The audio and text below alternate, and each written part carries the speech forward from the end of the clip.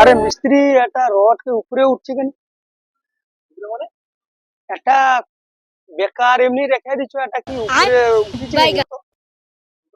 উপরে আছে, ও তো আকাশে উপরে উঠে দিচ্ছ।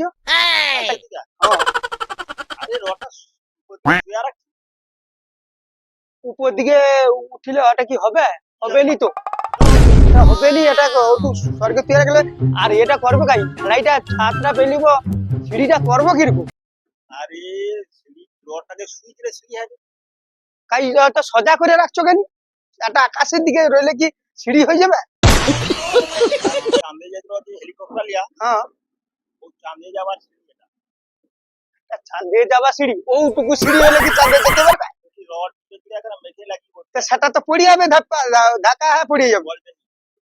চারদিকে দড়ি দেখা যাবে না, আমরা ওই চাঁদে যে চাঁদ আছে না উপরে, হ্যাঁ চাঁদে যাবার চাঁদে যে এরোপ্লেন যায়, হ্যাঁ হ্যাঁ সেই চাঁদে যাবার এরোপ্লেন রকেট নিয়ে যায়, সেই রকেটের মতো এই সিঁড়িটা হবে।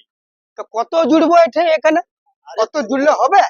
জুড়বো এটা আমার অভ্যেস, যেটা তোর মতন লোককে আমি চাঁদে পাঠিয়ে আমাদের হেল্পারের মধ্যে হাই শিক্ষিত হাই পাওয়ার হেল্পার, এই হেল্পার পশ্চিম আলার মধ্যে কি তাই দুবাই মালয়েশিয়া চারদিকে এরকম তোর মতন হেল্পার পাওয়া যায়নি। ধন্যবাদ জানাচ্ছি তোর মতো হেল্পার পাওয়ার জন্য, বুঝছো? এই রডের উপর দিয়ে তোকে আমি চাঁদে লিয়াবো। সে কি সিঁড়ি নেই এমনি চাঁদে পাইব? সিঁড়ি টিড়ি দরকার পাউচি করে করে লিয়াবো চাঁদে।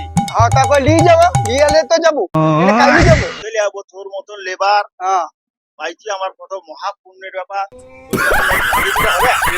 বুঝছো? কি চাঁদে নিলে তোর মনে আনন্দ তো, আনন্দ তো পাবো, পাবো তো। হ্যাঁ কি চাঁদে তো করে বাঁশ ঠাইলে ঘর করবি যারা, হ্যাঁ ঘর করবো।